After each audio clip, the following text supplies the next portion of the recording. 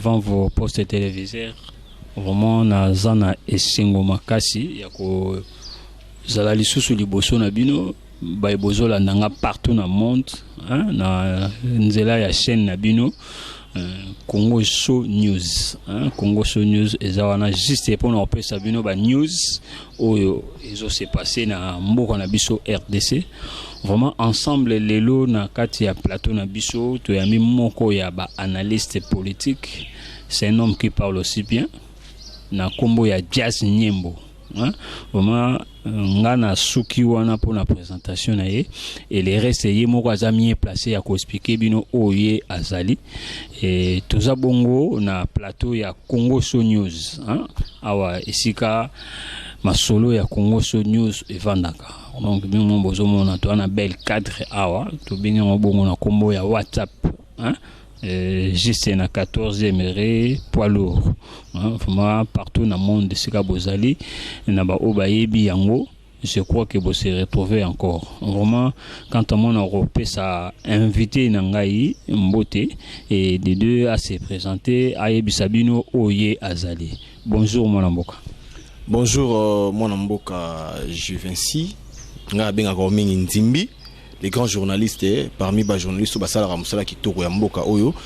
Mbote pe na bandeko balanzi oyo baza de partout bazola na biso na ba poto na Afrique, na Amérique. Jazz Nyembo yo nazali analyste politique ndenge mo Loba, nazali pe journaliste. J'ajoute aussi nazali militant pour le changement. Donc toza na structure na biso oyo to evraka to travaaka pour changement et na kati ya République démocratique du Congo to benyango mouvement de résistance pour le changement, dont je suis le coordonnateur national. Il y a mouvement wana. Eza ya motuto, eza parti moko bobino na bino ba analyste bo créer. Bon, ezali vraiment partité. Eza kaka idéologie. Vous savez aujourd'hui au Congo ba message si biso mabe pour tout travailler pour namboka il faut tous toujours na parti politique, il faut tous toujours opposition majorité société civile, mais nous étant que les analystes politiques étant que ba intellectuels et tant que Batuyamaele, il faut inculquer idéologie moko boye na kati ya mboka na biso pour que mboka évolue. Quand vous le dites que vous avez résistant, je sais pas, vous résistez par rapport en quoi? Nous sommes en train de résister contre tout le mal. Mal nous surtout ezali ko salama tel que guerre ozo salama guerre moko oza sans cause na est ya république. Toujours militer contre résistance, contre vie sociale et peuple, économie en mboka, peuple congolais il faut avoir place na kati ya mboka parce qu'on se sent c'est comme si mboka oeza na maboko ya étranger. Donc nous disons nous allons résister pour travailler au profit il y a intérêt à mboka. Je sais que n'est pas tout le monde samedi passé à Aboye. Mon amboka Martin Fayulu m'a dit à autour ça la marche à propos il y a Makambozo s'est passé na Est na Ituri na Beni bino pe étant que ba militant étant que ba résistant vous s'appelle non. Oui, to koki ko sepela na ndeko Martin Fayulu wala zali vraiment combattant. Martin Fayulu azo combattre wana ezali toujours parmi ba objectif obso tout ça nango. Azana raison na ye. Mais yo yebi ba politique biso za ba politique té ba politique ba la toujours na ba agenda caché na bango. On ne sait pas ceux qui ont vraiment ba raison parce que biso lit na biso o to za nango na mouvement de résistance pour le changement et ça mouvement moko oyo donc ils ont ba objectif penza likolo ya ba décision za politique au fait. Mais quand même on salue l'initiative, le courage de Martin Fayulu.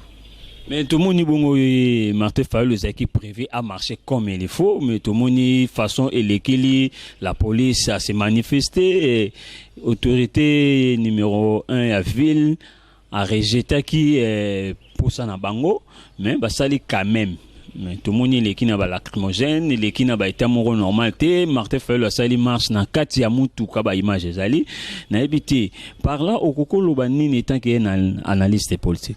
Ndeko Nzimbi omoni o wana outi oloba eza parmi lutte na biso ya leloté lutte ya mikolo na mikolo parce que ce genre de comportement on les dénonçait à l'époque ya M. Kabila. M. Kabila utilisait le pays comme son parcelle. Donc il peut tout faire. il voulait que démocratie et la ndenge biso ba congolais to penser.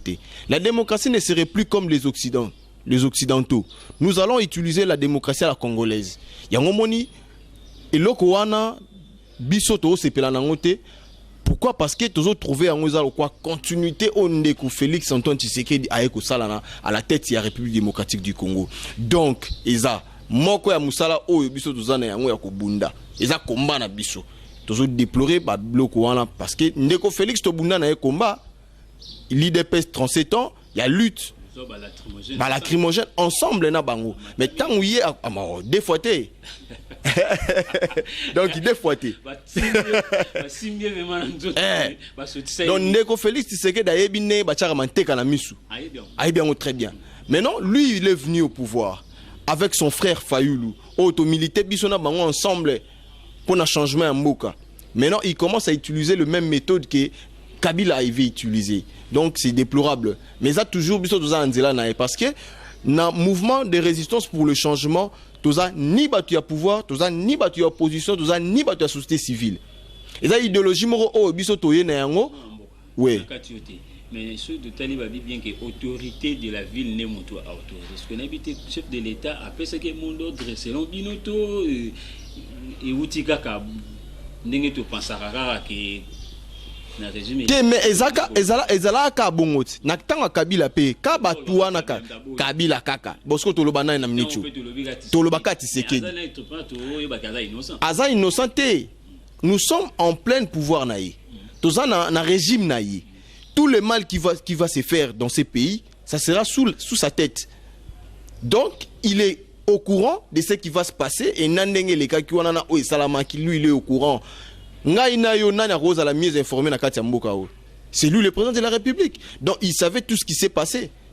Or, ce genre de comportement, agissement, on a besoin de nous voulons que Ezala bien. Pas de cette façon-là, c'est vraiment déplorable. Toujours déplorer on doit résister pour qu'il y ait le vrai changement. Changement, on négocie que la yangote changement wana o biso to luka parce que biso to ça militant toujours militer pour un vrai changement ya mboka oyo intérêt na biso ya mboka kande yango zali comme ba cause na biso to so bundela. Mais siko bunaton bosobo ya changement oyo ya na ebité bozobo yango ka po aboyi likamba marche Martin Fayulu tout besoin na ba raison mususu o bimbo mona ke marche bien té. Non, moi je trouve que je vais rectifier ce que vous avez dit. Tozo télémé la changement na été. Mais toujours l'inga changement et l'euro monté derrière la tête. On s'en comprend. Toujours l'inga vrai changement. Ndeko Félix Tshisekedi il est venu en 2018 na élection Salamaki a eu pouvoir en 2019 le 24 janvier. Il nous a dit quoi? Lui il est là pour instaurer un état de droit. Hein, n'est-ce pas? Les peuples d'abord. Dans un état de droit qui demande à ce que puisque dans un état de droit, il faut qu'il y ait le respect des textes. Il faut qu'il y ait la liberté d'opinion. Ce que Fayulu a fait, il a exprimé ce qu'il a. Il n'a même pas des armes à utiliser armes à mon côté. Il faut y comprendre on peut y instaurer un état de droit. Dans un état de droit, un vrai état de droit, ça demande à ce qu'il y ait aussi la liberté d'expression.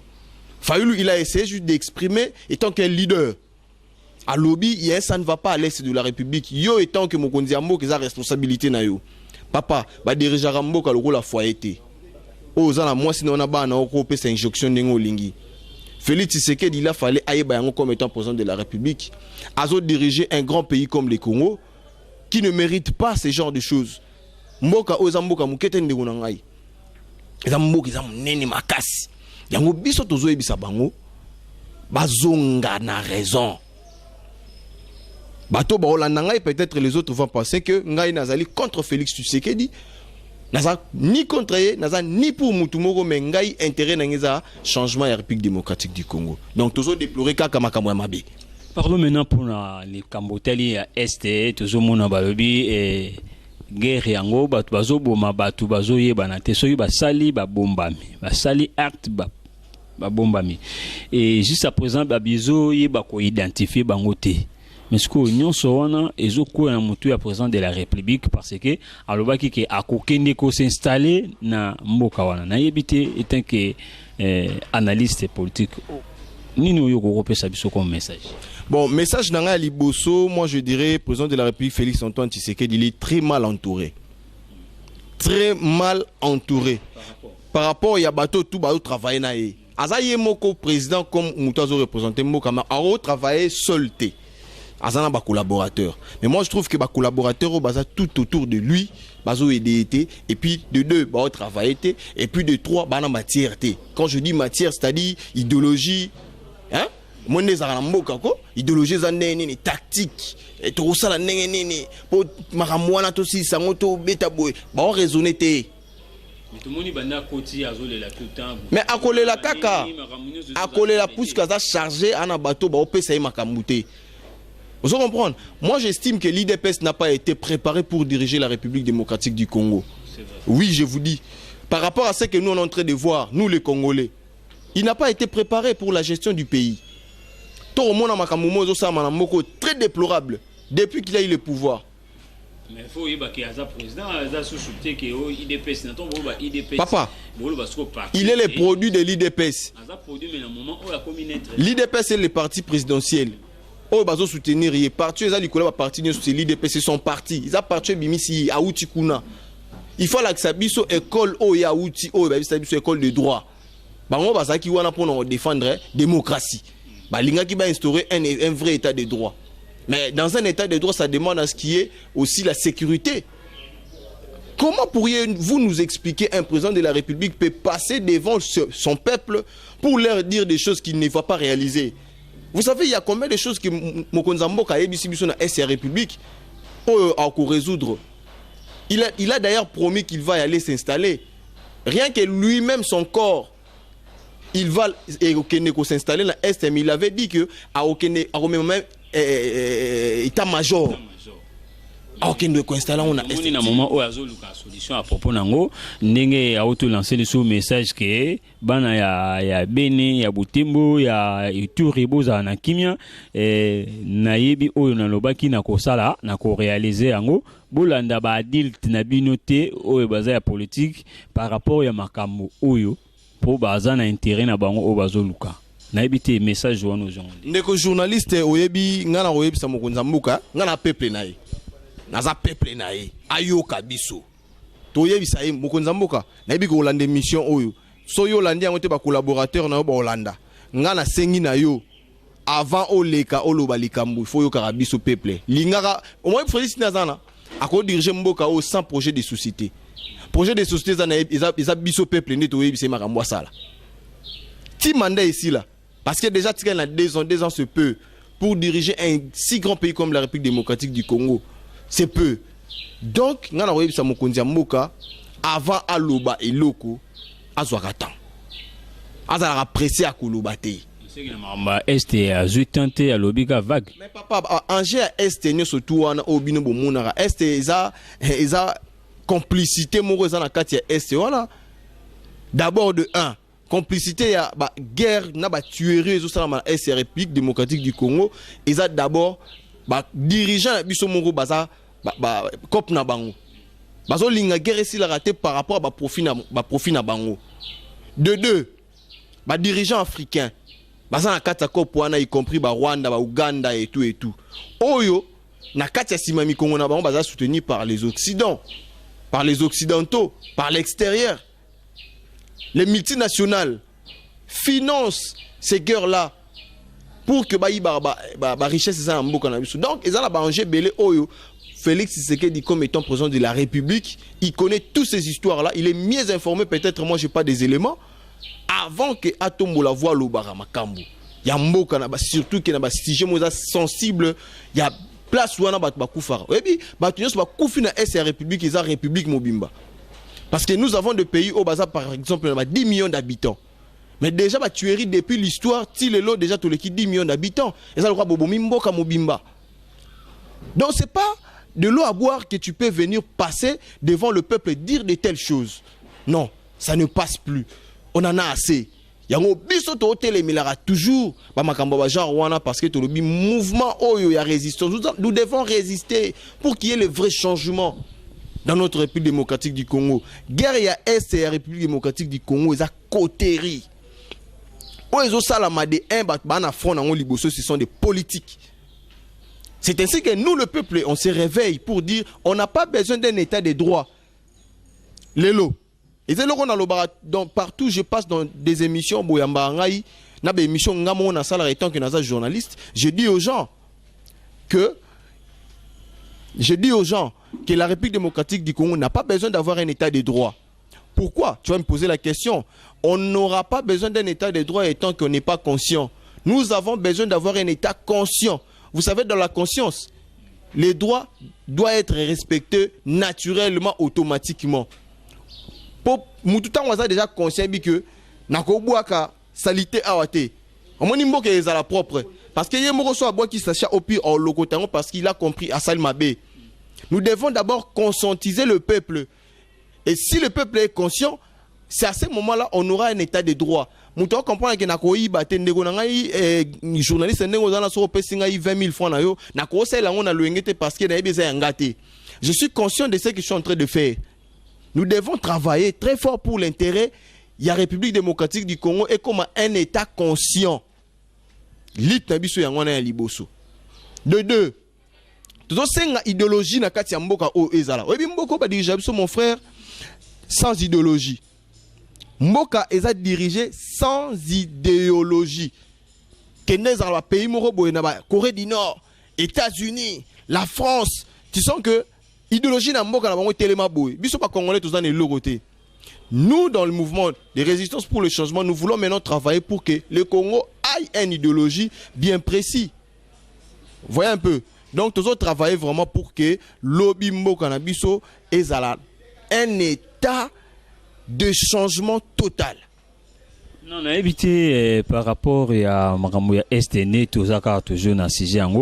Est-ce que kokindi na ye tous en amkusi kokindi na ye ko siéger na ST vous retrouver en bon ou vous retrouver en mauvais parce que non kutu ko landa yo awa nengo lobi ke simana yango ezana batu oyo baza derrière les Camboya ST mais ce que tout totally bien c'est que chef de l'état a dans raison ya koluka kokende ko siéger kuna pour aboma batu nyonso yo ayeba batu oyo baza sima ya ST wana pour que makambo etambola bien. Moi mboka ndeko journaliste kokende ya mokonzi ya mboka kokivana na SR République elingo laksango loko morote parce que il peut toujours rester ici à Kin et que le travail s'est fait par notre armée, une armée républicaine, une armée républicaine. Il y aura des choses qui vont se faire. Est-ce que yeso que va na SR kuna mtu abundana ba rebelle tout le monde a tini basoda et à Kenya ya on a lobby a tina basoda Kenya ndenge nini tanki biso mutu na armée na biso.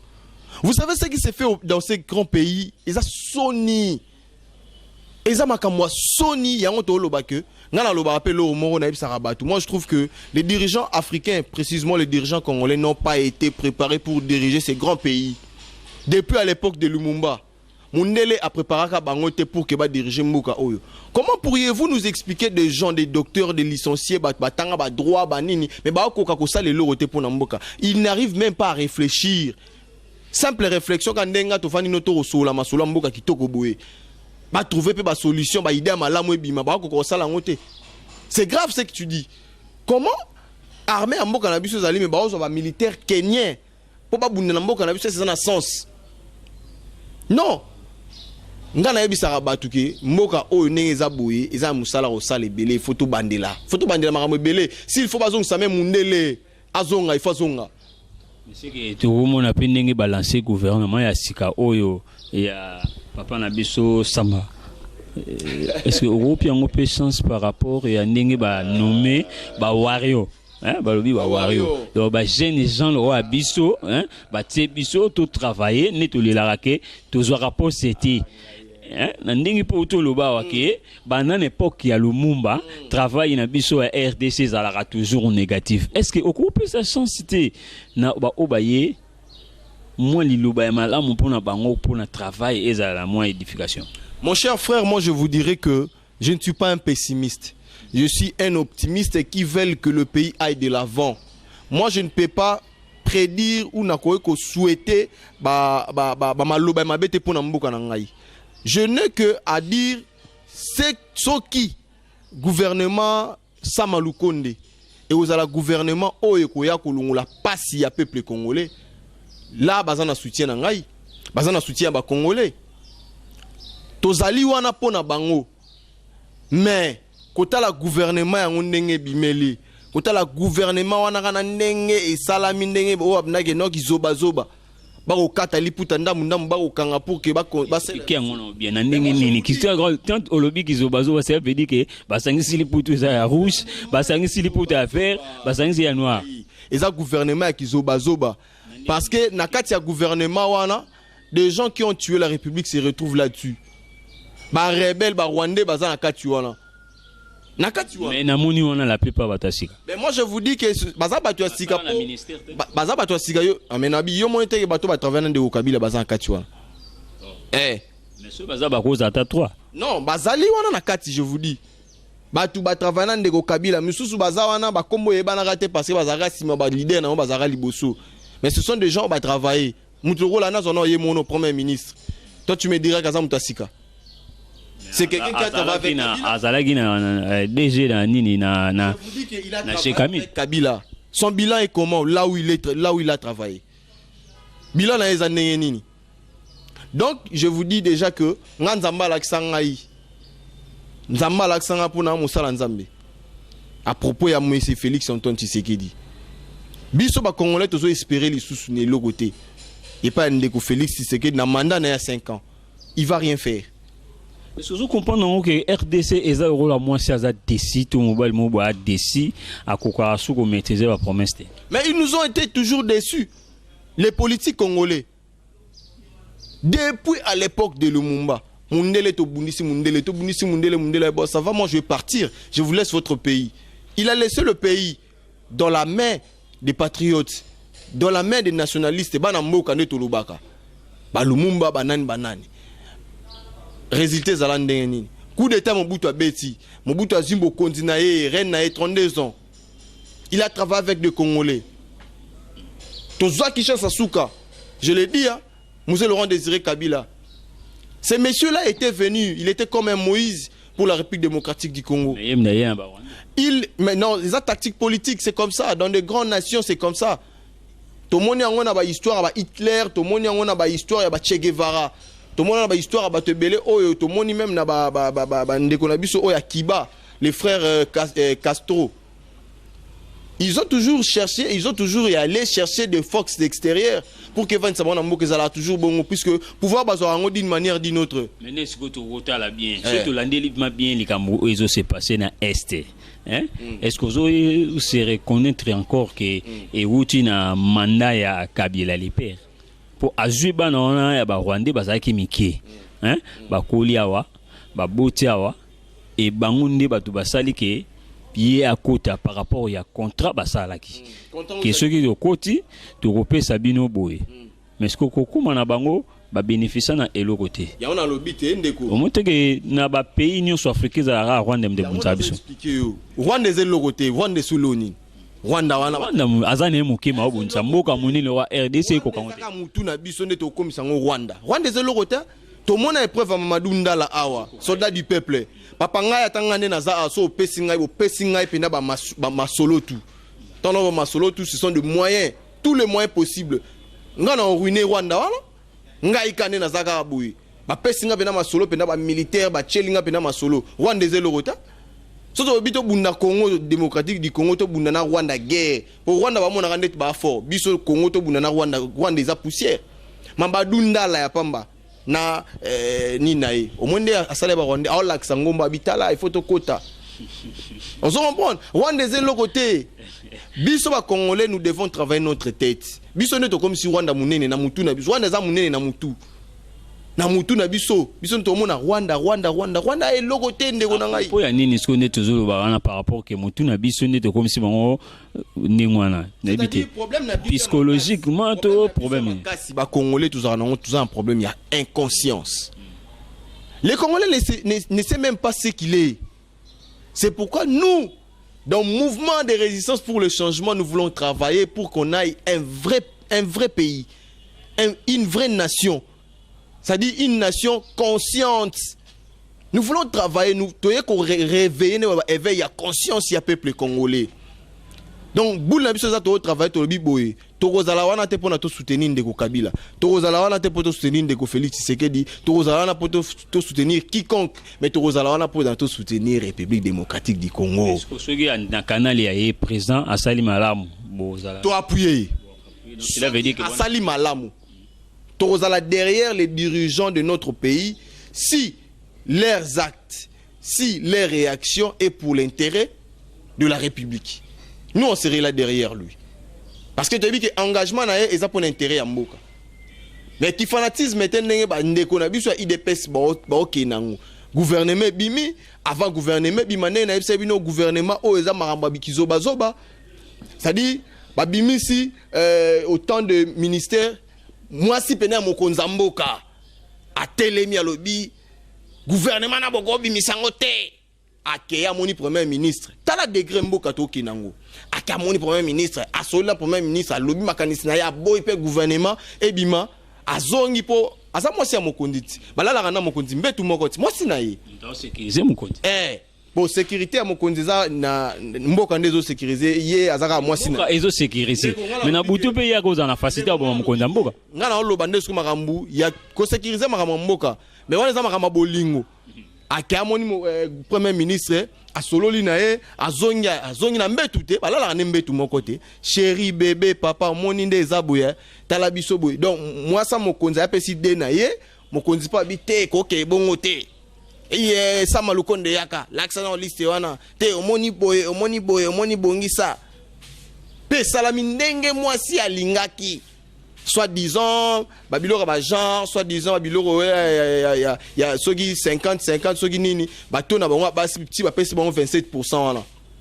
donc bazo diriger Mboka selon makanisi na bango ndenge ba okanisa mais soki totali pe bien na ningo utulo baneloko lobi sikoyo ke mama aboyaki gouvernement wana mais soki totali bien na ningo gouvernement ngona sukuli senga obimela à cause na moins raison par rapport à quoi na to ba nommer ba ministre mususuku ba kombo mongo boye ezola sakaiza bato biso to lukato to sila na bango est-ce que au monde qui d'autre part cause na raison à cause de la raison par rapport à ne bateau ba soutenir bon na ebi ke na autonomie ya ko poser ba question te na poser ba bola na biso question ba yebisanga mama Denise Nyakeru Tshisekedi na bolimbisanga ndenge na tangi komo passer na yaka na média pour notanga ba komba ba tuté moi ça mokonza Mboka akine ko mona premier ministre sur quel titre azana na ina mboko ni député ni ministre ni eloko azaka mwasi ya mokonzi azaka congolais loko ngape na ko qui n'est pas premier ministre na bisi papa gouvernement la bino na sepe na ngote. Vous comprenez? Il y a des choses qui se fait dans ces grands pays au état déplorable. Bon, azana opinion na ye étant que azana liberté à penser. Azana liberté à penser le wa ngape na oluba. Mais à cause de l'audacité, on écoute un mokonzi o ya sikabache comme premier ministre. Pour na aboye le quoi et puis nenga aboye en bongo to kanisa peut-être résistance et salama. Mais salami nenga yé aboye la qui. C'est pas normal. Mais on a le étant que peuple opinion na ye amone que c'est pas bien que gouvernement mais on to lingate. To yoko ko sala. Biso na mouvement ya résistance pour un changement. To lingate ba biloka ba bongo. Ba exécuter makanisi na ye tandis que nous autres les Congolais to senga biloka mike o il faut ba résoudre on ba ko résoudre te ba résoudre o ya pas ça soi-disant moi ça mokonza Mboka. Est-ce que ba on ba yebi combien de Congolais o ba réclamer makam na Mboka zo marché malamu te. To senga lipa. Tu peux imaginer la République démocratique du Congo un si grand pays et ça la boulangerie te. O salama pas. To ke bongo sikona kitanase. Ba boulangerie nyo surtout ya minene zo mona to mona bende so to soina ba ona ba libanais ba kangi to souffrir. Est-ce que ba ko la bisote société ya boulangerie ya munene po la bisoka lipa o ya kolia lipa.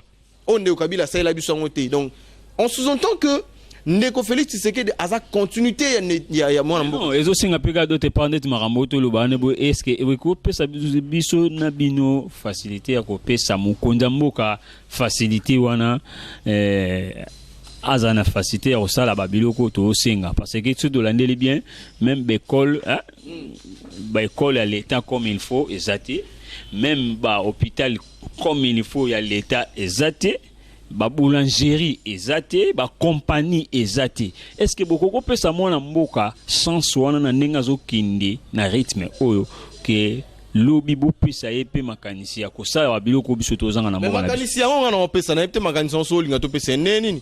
Est-ce que les warriors là, les warriors ba investir bango d'abord sur quel programme? Tokeno bon, les warriors gouvernement Sama Lukonde, on les a investis sur quel programme? Banda programme il y a 100 jours siko. Programme il y a 100 jours na kata programme on les nini parce que tout le monde a peu mon konzamboka lancer programme à 100 jours eux côté ça ba caméra ba prison. Yango ba bandeli yango. Ba bandeli yango bis. Non mon frère, batika ko sala biso stage na gestion mboka. Et ça stage bon ba osala. C'est ce que je vous ai dit au début.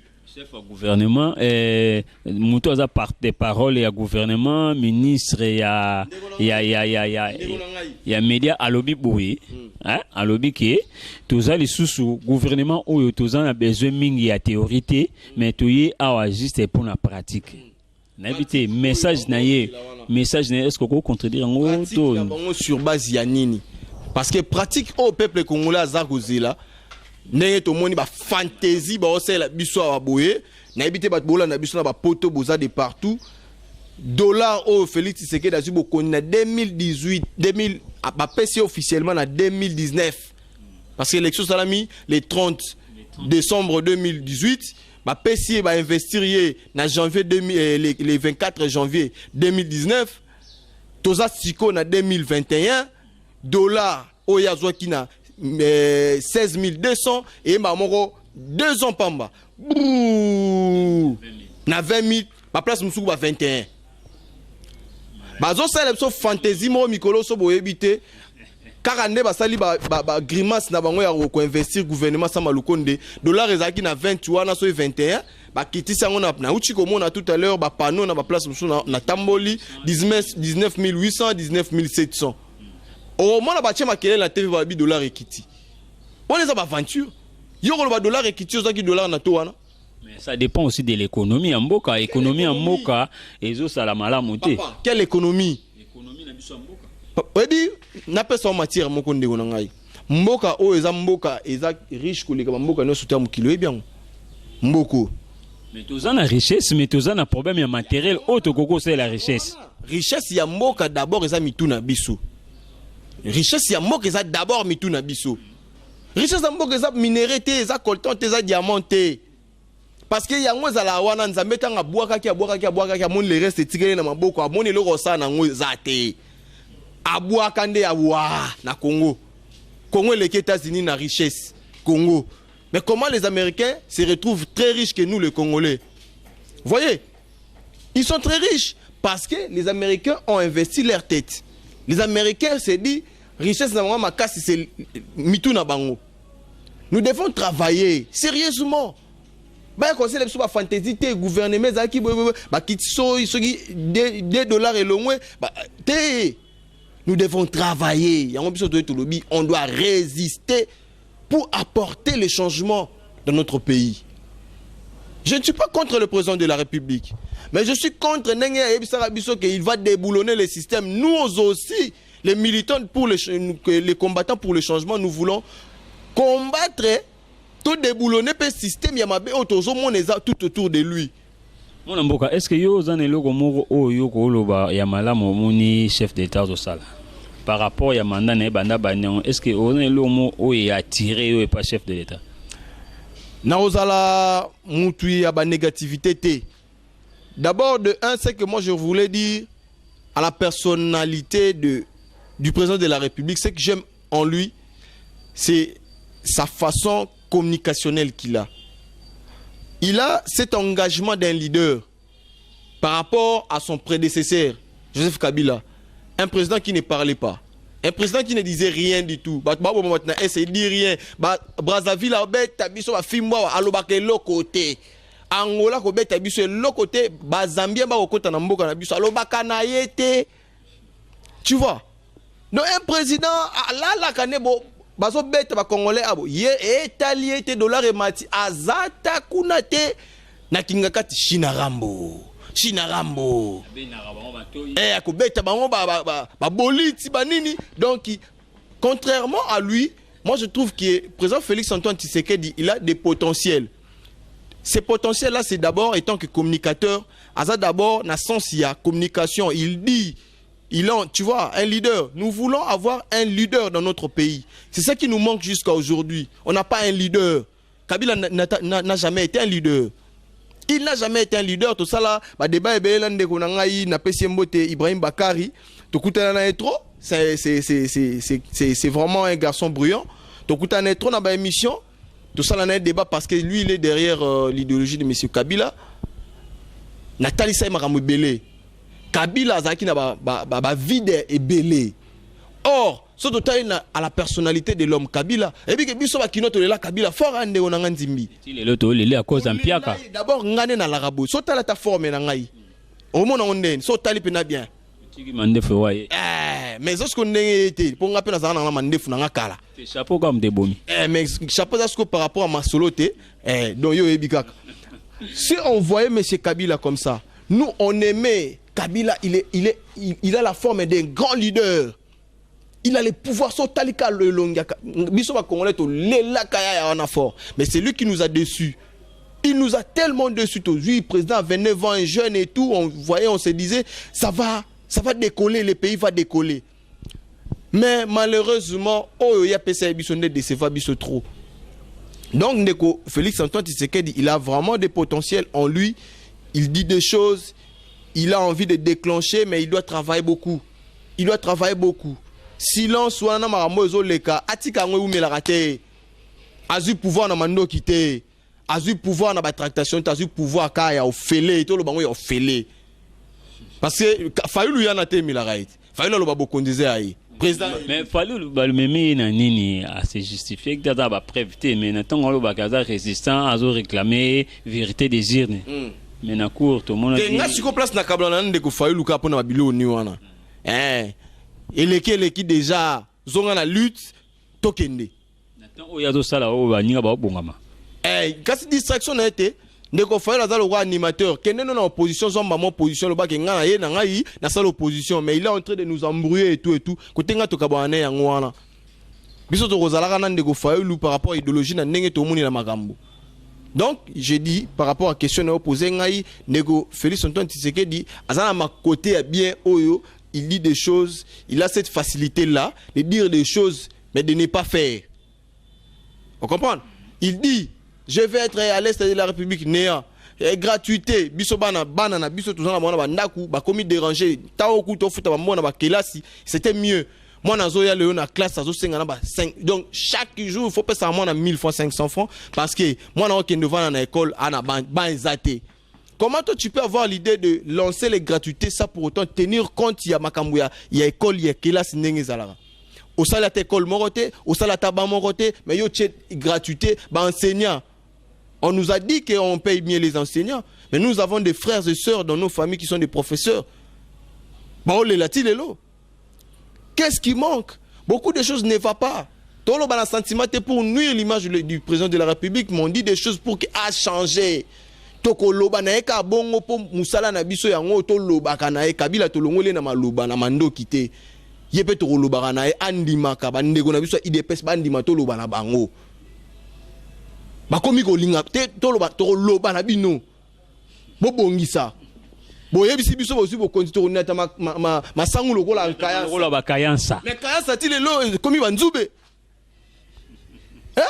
ndeko nzube. Comment pourriez-vous nous expliquer mboka oeza soki tali mabele na biso au moins même ba matisi zobota na ba mur oeza produit chimique cimenterie banini mais ezobota na la image moko pai ebimi na rata mur dans la degré. Est-ce que vraiment président Félix Antoine Tshisekedi, toi la pose à ton sombre et cola foufou 200 francs, 100 francs même, parce que ceux qui n'attendent oya bande ba makamune wana ba 100 jours wana ceux qui a bois qui la ki biso mbumali sangu na mabele ti ba tractation wana to lela to ko moyembele kuna nzo papa lobaki les peuples da tant que to ba no emele ba nzembo 3 mois ebele a bois qui biso ka masangu na terrain to kanga minoko po biso ba congolais tout changer na biso pa pamba. Mais si voit bien tout le monde balobi bien IGF aosa musala na ye comme il faut. IGF alansaki awa problème moko ya 43 millions oyo ezaki bongo maman na biso azalaki ex-première dame asalelaki et nyonso oyo tozalaki kolia vie sociale na biso babiloko nyonso ezalaki na kombo oyo ya mama parce que defaki mbongo ya trésor public na ebité étant que mon mboka maman na biso ex maman na biso Olive maman Olive Lembe hein a un problème il y a 43 millions oyo il y a utilisé qui ya trésor public asaleli ba makambu na ye et lelo de fait que ba kangi ba activité na nyonso to kotisi problème ya social na katamboka. Mais c'est ça le mal. D'abord, je commencerai à dire maman Olive Lembe, asa maman on a respecté Kaimingi parce que asa maman moko oyo, asa vraiment le roi Mobali. Elle est vraiment sur terrain, il mène ses actions, ses activités. Bon, on a félicité côté anglais, on a côté social, asa penene na maman sociale ya solo. Asali marambo belé hein maman Olive a darabatu a aidé batu belé na mboka wa asali vraiment marambo belé mais mizaki ka mbongo na biso ya Congo ezaki mbongo na biso ya Congo mais soka zape na volonté wana peta linga sa te muki asala te tozala rapé batu to soutenir rapé makambo ya malamu yango biso mon idéologie yango wana et bénéficier na elo côté parce que d'ailleurs activité na toujours déplorer les déplorables. Donc moi je dis que côté à sens wana on a lobeli ça va mais son nazo ina angle moko boye au moins que maman Olive na mobali na ye ba blague na mboko yo na ndenge on sakana te IGF wana ozoloba wana po bakanga maman Olive ba ozelani IGF wana ba osana ba musala na ba onde ba okina ngo meto mona onde to landela ngo tant que biso ba tuza ba ta résistance to mona neti ya musala mo à 2 points de mesure parce que ba okanga bilongi bango ba sentiment na bango etinda bango Nabia ba okanga bilongi oyo Willy Bakonga oyo ba uchu kanga po bakanga ibandaka banda ozelani mais fallait ba preuve tangible faisant Willy Bakonga et monani parce que Willy Bakonga BBC présent ya BBC projet à gratuité à Mokonza Mboka po Isaka Bongo yo ozana qui est avec nous qui n'est pas avec nous et contre nous donc le quoi yo c'est que tu as quoi na prison parce que na raison mo penate ba ko kangele ceux qui sala malam. Mais sur Talibat est belé depuis l'époque de M. Kabila jusqu'à aujourd'hui, des gens qui ont blagué avec les réserves de la République. Il faut tout le monde appeler que Félix Tshisekedi a tongé la prison à Sika. Il mérite de nous construire à tongé la prison à Sika. Ils ont mérité que ça batte on a nion son a 4 ndeko. Vous comprenez? Bah tu es belé, il faut pas que ta prison. Ceux qui pénate au na état on est au la justice. État ba juge. Bah tu es belé, faut pas que ta prison. Et j'ai fait ça, Moussa, mais ça va bloquer moi, il y a des points de mesure, tu as déploré, tu as dénoncé, et ça, là, vraiment, Moussa, pourquoi faudrait négocier avec le mal? Le gouvernement, il est au Kamba, et ça, gouvernement, va négocier, va banga, va kobimisa ngote sans que Bemba Zanakati, sans que Moïse, sans que Nini, sans que Nini. Union sacrée. Union sacrée, union secrète. Au peuple congolais jusqu'à aujourd'hui, à Zota Mboumalo sauté.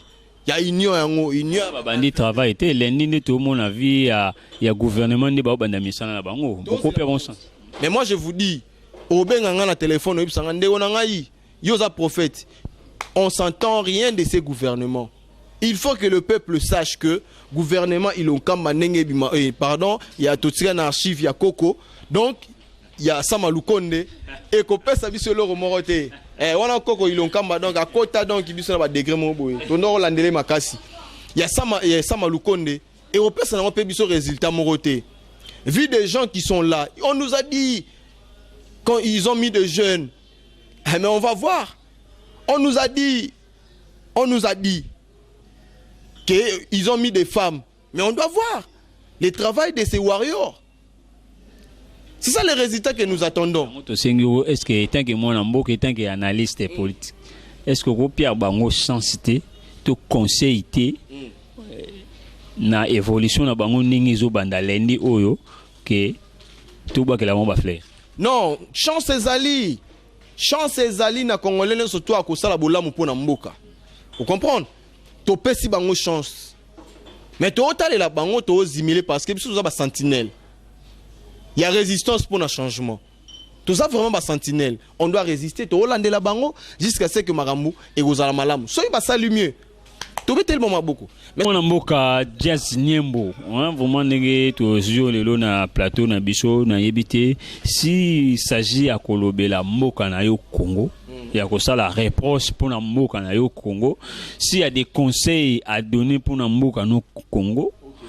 Et s'il y a des remarques à faire pour la mboka no Congo.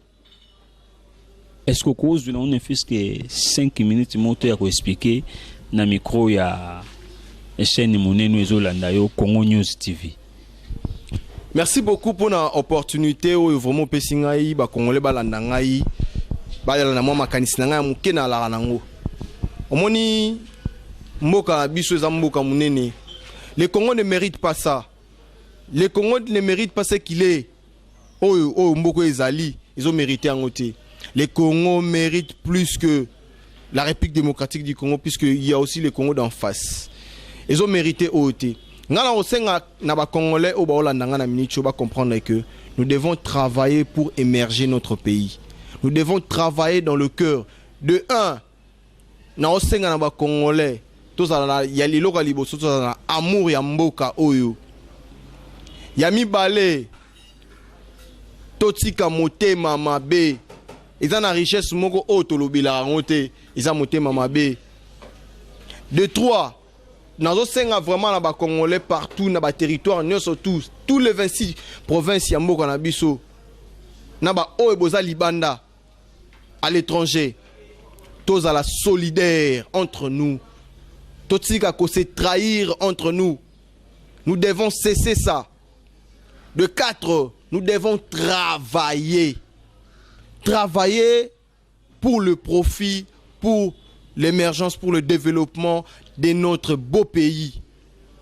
Mboka oyo, eza mboka oyo ko diriger mon kilia lobby. Congo na biso oyo. Congo ko diriger ka mo kilité lobby so ki biso ba congolais tozaka na makanisi na biso oyo. Toza nango lelo. Nego na ngai totika ba anti-valeurs. Nous devons combattre les anti-valeurs. Congo nga benga ngo Congo comme mboka ignorance. Congo est comme mboka ingratitude. Congo est comme mboka anti-valeur. Congo est comme mboka ba immoralité. Papa, orola muka un bon matin tu vois vraiment un Congolais a été mis devant Ndakunayo, devant moi sinayo, devant Balanayo biso tala yo, osez l'autre côté. Pamba kaka boye. De rien. Ba cultiver biso mabe na 18 ans de Kabila. Ba cultiver biso basi batambola bolumbu. Ba cultiver biso to mela masanga ya ba couleur nyonso tout. Papa tokola kisasa to ebande ba mela loto côté mais lelo ba ko mela loto connaître na guerre. Tokomi ko mona whisky côté kama partout. Non. Tout ça là sont des anti-valeurs. To ekola kana kisasa to ebara fulu boete. Fulu lelo ekomi. Total la paludisme lelo. Ba ko kosa biso coronavirus. Ba ko laksa biso makambo ya mabe. Les églises ils sont de partout et surtout que ndonanga imkomsu ya manga to sula makambo ta l'église. To sula na makambo ta l'église c'est très capital et loro na loba. Ba église lelo e ko boma biso. Ba église oyo surtout les églises de réveil. Tozo ata rolobé la ngo. Ya on a lobi to tchela ngo sujet comme tozo ka angle wana kaka ok no talisa on a peso a piste belé pour comprendre que ce qui m'a belle le côté na mboka oyo parce que l'église de réveil est là. Tozo sujet côté na toleki na ko senga vraiment na congolais nyo surtout de tout bord à travailler na esika na yali et puis na mati likolo ba konzi ya mboka bangonde ba ko pesa biso impulsion. Ndeko na ngai binda ku soke ko mabe soki ndaku makambo zo marché te na kata ndaku po papa à se désolidariser na ba responsabilité na ye. Omoni papa tanga ko bima tongo. Premier ministre ne oza maman akei. Omoni via bana ndenge tikalaka. Donc aujourd'hui les parents aussi ont un grand rôle à jouer dans l'éducation des enfants. Dans l'éducation de notre nation, les parents. Nga na oya lobby na bimaki na zaki na ville na ozonga ndaku. Na moni une petite fille, son a évalué âge na ya ko za na ba 15 ans 16 ans. Sortir de chez elle, avec une petite jupe comme ça. Oyo, na kati ya jupe wana soko tali yango eza ba jupe obezo bima mikolo yo, eza ya noir boy ba chango ba filet. Donc so tali décor ya mwana wana ozomona eti na kati. Mais comment pourriez-vous m'expliquer que mwana na bimina eloko wana na ndako na bango? C'est déplorable. Nous devons azana tata na ina mama na ye. Nous devons travailler. Monsieur Laurent Désiré Kabila oyo zolo ba lelo ka ememela biso ba Rwandais. C'était un homme d'État. Ngala kondana raté loro ya sala wana parce que le pouvoir bazo d'une manière d'une autre. Il a fait ce qu'il pourrait faire pour qu'il soit à la tête du pays. Mais enfin, dès qu'il est arrivé, il nous a montré de quoi il est. L'amour, c'est ce que je dis ici. Nous devons avoir l'amour pour le pays. Il s'est dit non, je ne peux jamais trahir le Congo. Slogan Makasa Tigla Biso, nous devons utiliser ça. Ce qui nous manque, c'est l'idéologie. Au Congo, ce qui nous manque, c'est l'idéologie. Il y a un biso mouvement de résistance pour le changement. Toyeka ko instaurer idéologie. L'idéologie, c'est quoi? C'est de travailler pour l'intérêt de la République. Dans tous les secteurs, économique, commercial, environnement, politique, social, tourisme.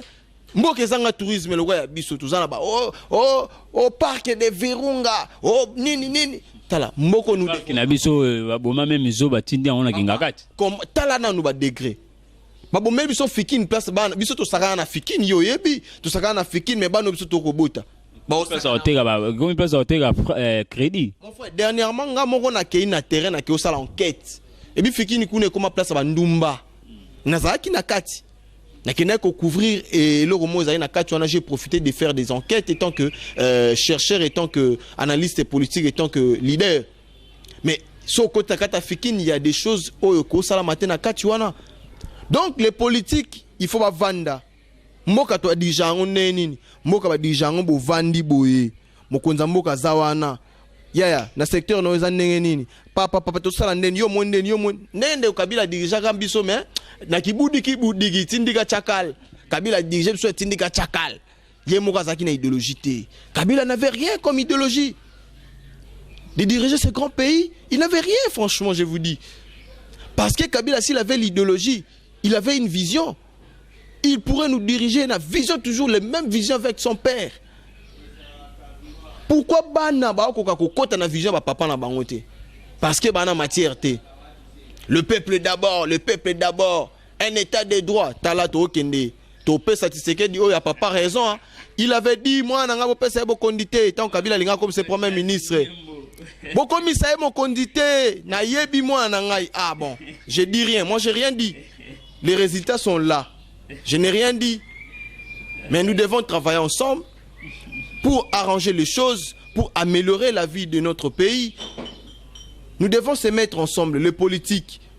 Comment j'atini ngobila ombuye mokonza mboka mutu na vila kisasa fulu na zandu fulu kaka ya pamba mokonza mboka pena lata babosa kota na zandu bo jantini mupanzi akoti atali si jantini ngobila po nini zande kokoma bo jantina beti munoko ayi se talanga na okende na mona ngonte lobby une semaine 2 semaines 3 semaines fulu zaka na zandu toloba nini papa mokonza na batu ba otenga na zandu lobi mokonza mboka ebisi jantina bina soki na zongi na mona fulu ote une semaine fulu ezo mbouye mokonza mboka mutu. Est-ce que c'est normal? Fulu oh fulu mokonza mboka ko sisa tala fulu ba ko sisa jour moko na lobi ba japonais ba kabila biso mituka ofeleza na hôtel de ville wana ezali biloko no ezali bobenga biso ba jazz nyembo de jeunes intellectuels to ya to pesa makambu ba lingité biso to liaka niete to za bato ba rose croité to yebite bokonza ngoza ya kindoki to neni mokonza mboka petanga zo bokonza biso yenda sambila makasi ba église abeta na ba martyr wana to mona tombola apesa biso verset ba bible ba nini. Mais qu'est-ce qui ne marche plus? Je crois on a tokozwa temps tokozwa vraiment temps ebele ya koloba à propos nango vraiment tokozwa temps ebele ya koloba à propos nango vraiment na pesi bino merci mingi ne mozaïque donc tous en a bel cadre toujours né na zoloba to en a bel cadre awa na WhatsApp juste na 14e mairie poids lourd hein donc et siko wapi ba bombe bisoro et pas les grands gérants hein les pas ça vraiment c'est un ami que j'aime beaucoup hein mutu a bombe biso na sepelani makas parce que c'est un homme humble yende muta ya biso na bel cadre auto bengi WhatsApp vraiment pour ngai numéro ya lelo je crois de tout qui awa pour na repé ça pebino temps ya ko landa jusqu'à la fin pour besoin peu moins facilitateur tigane lengi hein on a dit que jazz nyembo apesi bino lengi hein est-ce que vous avez mana ebi que bote ba poni bokati mais to kati pour te dire que deuxième étape ezali mais quand moi je laisse le micro hein et pas jazz nyembo apesi ça moi ba remerciement na ye apesi ça moi ba encouragement na ye na bato ba Holanda ye na Congo News Télévision. Merci beaucoup na bino ba ebozaki bili ya kolanda biso à travers numéro ya lelo kombo lobi Congo News TV bozaki vraiment bili ya kolanda biso Congo Show News bolandi biso merci beaucoup na attention soki ne bomoni na lobi mabe bolimbisa po ete tozali batu munoke betaka mwa libaku tozolobelaka mboka bolukisa ngai te bokanga ngai te na lobelika mboka na ngai na batutu ba peut-être contacter Jazz Nyembo puisqu'il y a aussi des gens qui m'écrivent sur WhatsApp bokomeli ngai na numéro plus 243 081 29 438 à la fin 81 29 438 à la fin na sepela qui vraiment rozala liboso na bino merci beaucoup na ndeko ndenge pe au penser o yambanga na émission ya mukolo ya lelo je crois bien ezala mbala ya simate to mbala ya liboso te to kuta na bino à chaque fois que vous avez besoin de moi il suffit tout simplement bokomelanga to bokomela ndeko nzimbi na contact na ye o eza o ba écran na bino to pe ya ba téléphone na bino il va me contacter pour que tu ba ko partager na nyoso tu ezali italimbo kana biso merci na bande kwa technique pe kuna musala kitoko Christian Mundele vraiment merci beaucoup pour na musala na yo ndeko nzimbi na zongi micro na zana batu ona opesa mbote te na pesi mbote na ba congolais nyoso tu bazana S ya république o bazo kemba pour rien batieli biso Monisco babeta tambuma lisasi moko te bozo mbongo wana tala ndeko bazo mbongo ebele batu wana bata Monisco wana mbongo ebele bakoza mbongo wana bapesa wana FRDC baso mandoki ya sika malgré bapesa biso sanction to ko so mate pe ba chinois pe ba chinois pe bomaka batu na bien est-ce que mandoki ba chinois bomaka te siko so ba américain ba botekela biso ba français ba boyi ba russe ba to so mate ba chinois ata ba coréen to beta kaka pour me ate donc il y a ebele zali to lo ba mais prochainement to kutana bandeko. Merci à vous, vraiment là tous qui ensemble na analyse walo barakitoko vraiment na pesibino mote partout bozali hein partout bozali mote na mama na biso Sandrine Mokawa hein na Ambra Adaos TV vraiment esi bozali na pesio pesu mote merci na toi Rit Mwana hein Rit Mwana na pesi ba onyoso na Belgique mbote na pesi lisusu na grand prêtre hein Jadi Luzolanu nde makambu hein moto asimi bongo Congo Show News hein moto asimi Congo Show News hein vraiment na kombo ya Jadi Luzolanu nde makambu vraiment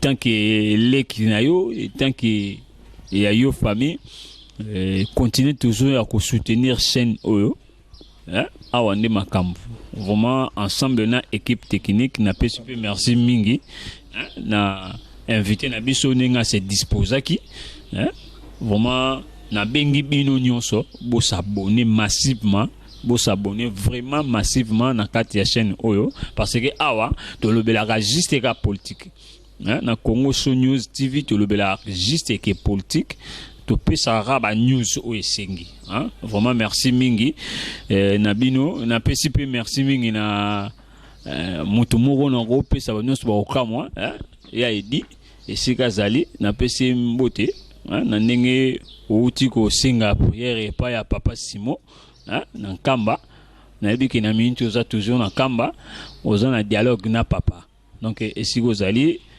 merci na autorité nyonso ya mboka ko banana numéro 1 na pesimbote merci lisusu na bayo bazo sécuriser na moment oyo bandeko bavandi na kati ya Beni, Butembo na Ituri. Vraiment ngape na part nanga na sengi grâce ya Nzambe ezala liko na bino, Nzamba continue ko batela bino po biso pe tozana bandeko kuna tokosenga toujours pe ya Nzambe ezala liko na bino. Tokokutana je crois na numéro ekoya toujours na mwana mboka pour na kosala clôture ya oyo esengi. Merci à vous.